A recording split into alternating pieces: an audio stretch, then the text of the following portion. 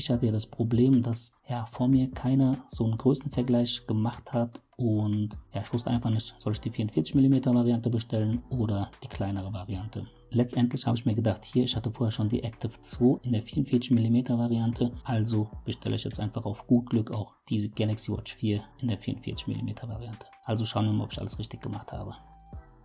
Beginnen möchte ich mit dem Umfang meines Handgelenkes. Der beläuft sich ja auf hier 16,5 bis 17, je nachdem wie eng wir das Ganze handhaben. Aber ich sag mal, die Uhr sollte ein bisschen lockerer sitzen. Von daher würde ich mal sagen, hier, wir gehen mal von 17 cm aus. Lege ich jetzt an und ich gehe nicht bis zum letzten Loch, sondern bis zum vorletzten. Denn das bietet mir einen gewissen Spiel. Ja, der sollte sein, es sollte nicht zu stramm sitzen.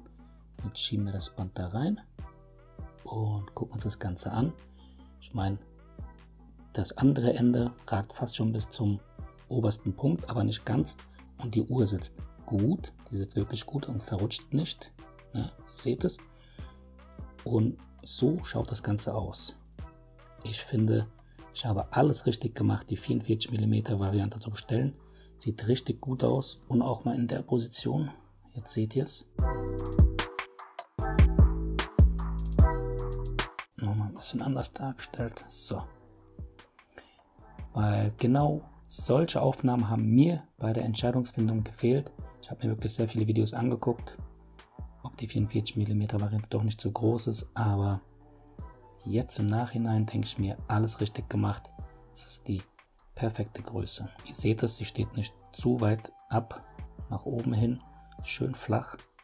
Und auch die Stege hier, also quasi dieser obere Punkt und auch der untere, sind einfach nicht zu hoch, beziehungsweise jetzt breiter als mein Handgelenk. Das ist auch in Ordnung. Also, wenn ihr auch einen Handgelenkumfang von 16,5 bis 17 cm haben solltet, dann greift ruhig zur 44 mm Variante. Ihr seht es, so sieht das Ganze aus. Von oben mal dargestellt, ist ziemlich schwer das darzustellen. So. Und ich bin sehr, sehr zufrieden mit der Größe und auch mit der Farbe. Diese Uhr sieht wirklich sehr gut aus. Ich hatte bisher nur schwarze Gehäuse gehabt und dachte mir, hier komm, diesmal nehme ich mir die helle Variante und es hat sich gut getroffen, dass das glänzende schwarze Mittelstück sich sehr schön vom matten, hellen Aluminium absetzt. Wir kommen jetzt aber mal zum Vergleich auch der Galaxy Watch 2 Active.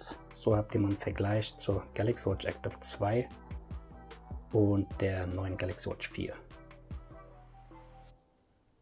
Wir haben ja vorhin festgestellt, dass die Stege bei der Galaxy Watch Active 2 nicht so weit rausragen. So sieht die Active 2 am Handgelenk aus. Ihr seht es.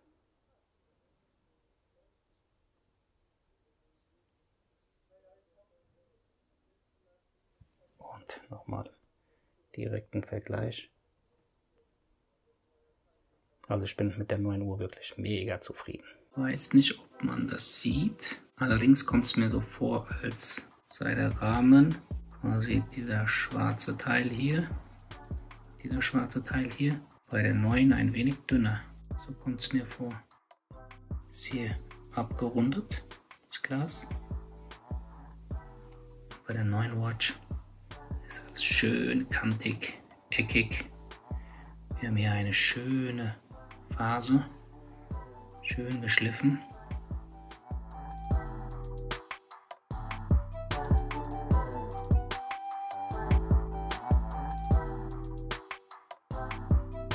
Die Galaxy Watch 4 ist auch flacher und die Anordnung der Knöpfe ist jetzt gar nicht mal so unterschiedlich. Allerdings ist die Knopfform unterschiedlich. Bei der neuen Uhr sind sie ein bisschen länglicher, ein bisschen rechteckiger. Und der untere Button, der ist sowieso komplett rund bei der alten Galaxy Watch Active 2 und auch wieder länglich und eckig bei der neuen Uhr. Wir sehen, dass die Galaxy Watch Active 2 ein Mikrofon hat zwischen beiden Knöpfen. Das ist bei der neuen Uhr hier unten. Jetzt kann man es, glaube ich, gut sehen. Genau. Und was auch nennenswert ist, ist die rote Umrandung hier bei dem Ein-Aus-Knopf. Unabhängig, ob das jetzt ein LTE-Modell ist oder eine Bluetooth-Variante. Denn ich habe hier die Bluetooth-Variante und es ist trotzdem rot. Auf der linken Seite sind keinerlei Knöpfe, aber dafür die Lautsprecher verbaut. Und wieder ein unterschiedliches Design. Bei der Galaxy Watch Active 2 haben wir 2 übereinander platzierte Schlitze. Bei der Galaxy Watch 4 sind sie ein bisschen kleiner geraten und liegen nebeneinander im schwarzen Element, sodass sie auch wirklich nicht sichtbar sind und der silberne Aluminiumrahmen ziemlich clean aussieht. Gefällt mir. Da hat jemand mitgedacht. So, die beiden Galaxy Watches liegen nebeneinander. Oben natürlich die neue Galaxy Watch 4, unten die Galaxy Watch Active 2. Beide in der größeren 44mm Variante und ihr seht es, das Gehäuse, das nimmt sich wirklich nicht viel, sind sehr, sehr ähnlich und die Bandgröße ist nur ganz leicht größer bei der Galaxy Watch 4.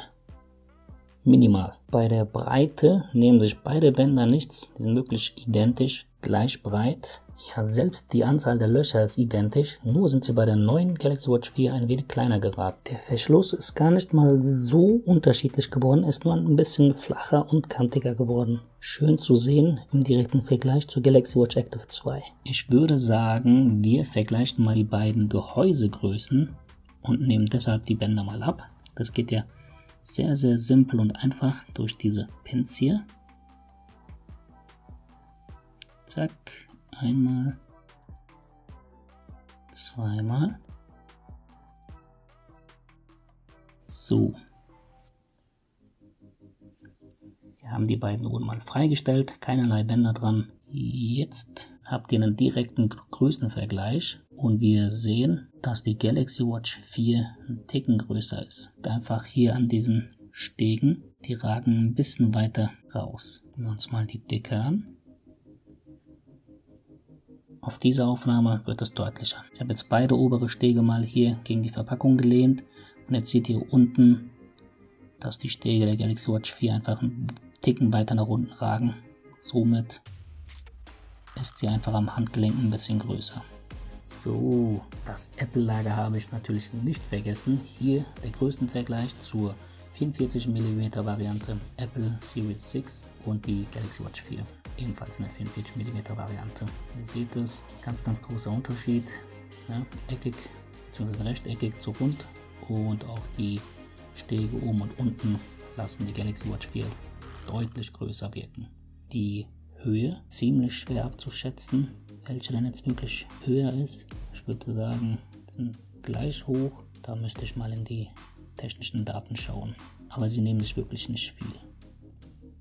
Vielleicht noch für den einen oder anderen interessant, die unterschiedlichen Sensoren. Auf der linken Seite die Sensoren von Apple, auf der rechten Seite natürlich die von Samsung. Und es dauert ja jetzt nicht mehr allzu lange, bis diese Series 7 vorgestellt wird. Und ich bin ziemlich gespannt, was Apple da alles reinpackt. So, ich hatte ja noch den Vergleich zur Apple Watch Serie 6 versprochen.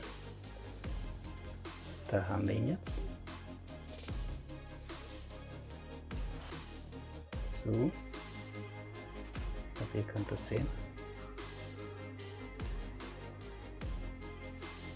Ist ziemlich schwer, das darzustellen.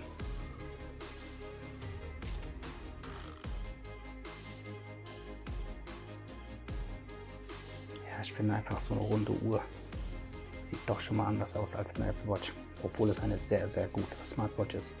Kann ich jetzt wirklich nicht bestreiten und abstreiten. Sie funktioniert, sie ist mega schnell, tut was sie soll. Aber eine runde Uhr sieht einfach nochmal anders aus. In Klammern besser.